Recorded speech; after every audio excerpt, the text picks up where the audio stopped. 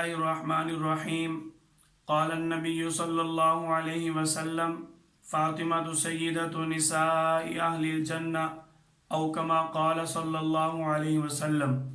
بحکم اللہ جن عظیم ہستیوں کی جدائی کا اہل اسلام کو صدمہ پہنچا ہے ان عظیم ہستیوں میں ایک مطہر مکرم معزز نام سیدہ فاطمہ الزہرا رضی اللہ تعالی عنہ کا نام ہے.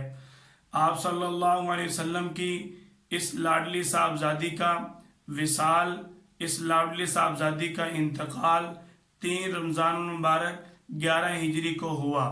آپ صلی اللہ علیہ وسلم کی یہ سب سے چھوٹی صاحبزادی ہیں. سیدہ فاطمہ الزہرا رضی اللہ تعالی عنہ کی ولادت باسعادت آپ صلی اللہ علیہ وسلم کے اعلان نبوت سے 5 سال قبل ہوئی، جب خانہ کعبہ کی تعمیر نو ہوئی. یہ آپ رضی اللہ تعالی عنہ حضرت ام المؤمنین خدیجہ رضی اللہ تعالی عنہ کے بطن مبارک سے پیدا ہوئی. آپ رضی اللہ تعالی عنہ کا نام فاطمہ، آپ کا لقب بطول اور زہرا. زہرا کا معنی روشن چہرے والی، بطول کا معنی سب کو چھوڑ کر اللہ کی عبادت کرنے والی. نبی کریم صلی اللہ علیہ وسلم کے ہجرت کرنے کے بعد حضرت فاطمہ الزہرا سیدنا صدیق اکبر اور پیارے نبی صلی اللہ علیہ وسلم کے اہل و عیال کے ساتھ مدینے میں ہجرت کر کے آ جاتی ہیں. وہاں پر ہجرت کے 2 سال بعد حضرت علی رضی اللہ تعالی عنہ نے پیارے نبی صلی اللہ علیہ وسلم سے درخواست کی کہ اپنی صاحبزادی حضرت فاطمہ کا نکاح مجھ سے کر دیا جائے. آپ صلی اللہ علیہ وسلم نے اپنی صاحبزادی سے پوچھا کہ ان علی یذکر کی حضرت علی جو ہیں وہ تیرے ساتھ نکاح کرنا چاہتے ہیں. حضرت فاطمہ الزہرا رضی اللہ تعالی عنہ خاموش ہو جاتی ہیں شرم و حیا کی وجہ سے. حضرت فاطمہ الزہرا رضی اللہ تعالی عنہ چونکہ کنواری ہیں، کنواری عورت کی خاموشی ہاں شمار ہوتی ہے. آپ صلی اللہ علیہ وسلم اپنی صاحبزادی کے ساتھ حضرت علی رضی اللہ تعالیٰ عنہ کا نکاح فرما دیتے ہیں.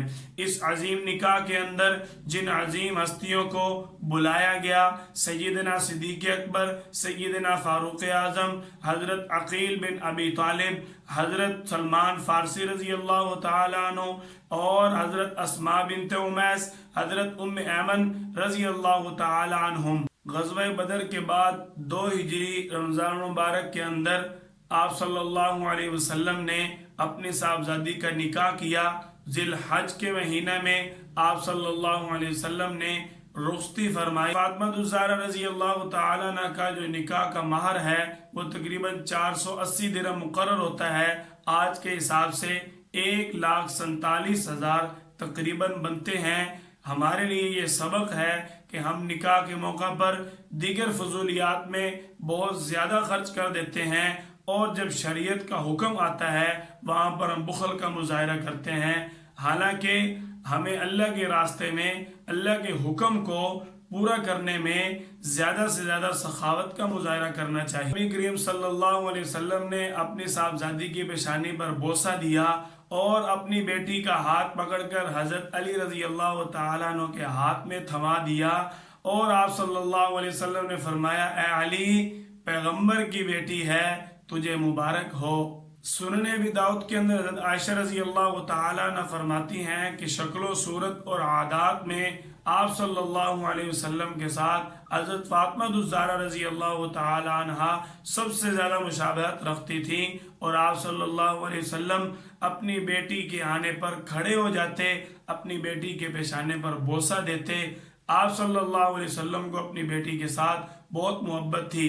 مشکوٰۃ شریف کے اندر اسی طرح حضرت عائشہ رضی اللہ تعالی عنہ فرماتی ہیں کہ حضرت جمیع رحمۃ اللہ علیہ جب حضرت عائشہ سے پوچھتے ہیں کہ آپ صلی اللہ علیہ وسلم کو سب سے زیادہ کس کے ساتھ محبت تھی، حضرت عائشہ فرماتی ہیں کہ حضرت فاطمہ کے ساتھ.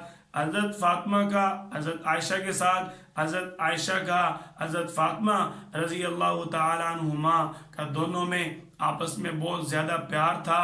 آپ صلی اللہ علیہ وسلم کی بیویوں میں لاڈلی بیوی حضرت عائشہ رضی اللہ تعالی عنہ، آپ صلی اللہ علیہ وسلم کی صاحبزادیوں میں لاڈلی صاحبزادی حضرت فاطمہ الزہرا رضی اللہ تعالیٰ عنہ۔ حضرت فاطمہ الزہرا رضی اللہ تعالیٰ عنہ ہی وہ عظیم ہستی ہیں جن کی اولاد سے آپ صلی اللہ علیہ وسلم کا نسب مبارک چلا۔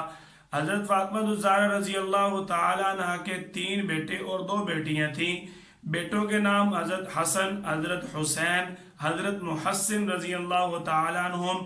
بیٹیوں کے نام حضرت زینب رضی اللہ تعالیٰ عنہ اور حضرت ام کلثوم رضی اللہ تعالیٰ عنہ۔ حضور نبی اکرم صلی اللہ علیہ وسلم کے وصال مبارک کے 6 ماہ بعد حضرت فاطمہ الزہرا رضی اللہ تعالیٰ عنہ 3 رمضان مبارک 11 ہجری کو انتقال فرما جاتی ہیں۔